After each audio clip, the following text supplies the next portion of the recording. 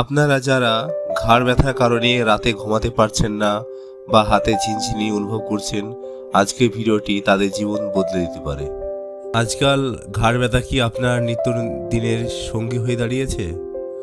সকালে ঘুম থেকে উঠে ঘাড় শক্ত হয়ে যাওয়া, হাত ঝিনঝিন করা কিংবা হঠাৎ মাথা ঘুরে ওঠাকে আমরা অনেকেই সাধারণত ক্লান্তি ভেবে ভুল করি, কিন্তু সাবধান, এটা হতে পারে সার্ভিক্যাল স্পন্ডালাইটিস।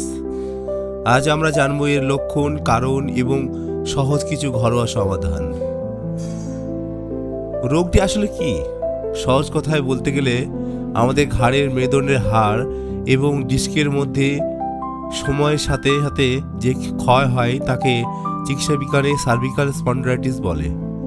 সাধারণত এটি বয়সের কারণে হয়, তবে বর্তমানে তরুণ প্রজন্মের মধ্যে এটি প্রচুর দেখা যাচ্ছে। কেন জানেন? কারণ দীর্ঘক্ষণ ঘাড় নিচু করে মোবাইল বা ল্যাপটপ ব্যবহার করা। বইয়ের ভাষায় বলতে গেলে মেরুদণ্ডের C5 এবং C6 কোষরগুলোর মধ্যে মোবিলিটি বা নড়াচড়া বেশি হয় বলে সেখানে সমস্যা বেশি হয়। এর প্রধান কারণগুলি হলো মাথায় বা হাতে ভারী ওজন বহন করা, একভাবে ঘাড় নিচু করে অনেকক্ষণ কাজ করা, বয়সজনিত হাড়ের ক্ষয়। আপনারা যদি নিচের সমস্যাগুলো হয় তবে বুঝবেন আপনি এতে আক্রান্ত। ঘাড়ে ব্যথা যা মাঝে মাঝে হাত পর্যন্ত চলে যায়, সকালে ঘুম থেকে ওঠার পরে ঘাড় শক্ত হয়ে থাকা, ঘাড় নাড়তে গেলে প্রচণ্ড কষ্ট হয়, মাথা ঘোরা এবং মাঝে মধ্যে বমি ভাব। চিন্তার কারণ নেই, কিছু নিয়ম মেনে চললে এটি নিয়ন্ত্রণ করা সম্ভব। ব্যায়াম, আইসোমেট্রিক এক্সারসাইজ। ঘাড় সোজা রেখে হাতের তালু দিয়ে কপালে, পিছনে এবং দুপাশে চাপ দিন।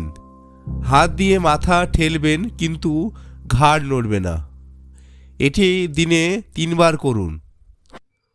শোল্ডার স্যাগিং, 2 কাঁধ কানের কাছে তুলে কিছুক্ষণ রাখুন এবং ধীরে ধীরে নামান। এটি ট্র্যাপিজিয়াস পেশিকে শক্তিশালী করে। গরম সেক, ব্যথার জায়গায় হালকা গরম সেক নিলে পেশির টান অনেকটাই কমে। সঠিক বালিশ, ঘুমানোর সময় উঁচু বালিশ ব্যবহার করবেন না, প্রয়োজনে সার্ভিক্যাল পিলো বা পাতলা বালিশ ব্যবহার করুন। মনে রাখবেন, প্রতিকারের চেয়ে প্রতিরোধই উত্তম। সামনের দিকে ঝুঁকে বেশিক্ষণ বসে থাকবেন না। কাজের ফাঁকে ফাঁকে ঘাড়কে বিশ্রাম দিন। চিকিৎসকের পরামর্শ ছাড়া দীর্ঘ সময় ঘাড়ের কলার ব্যবহার করবেন না, এতে ঘাড়ের পেশি দুর্বল হয়ে যেতে পারে।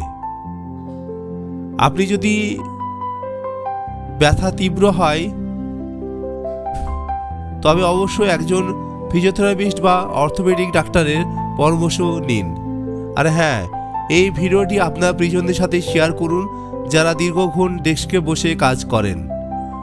ভিডিওটি ভালো লাগলে লাইক দিন এবং আমাদের চ্যানেলে নতুন হলে সাবস্ক্রাইব করতে ভুলবেন না।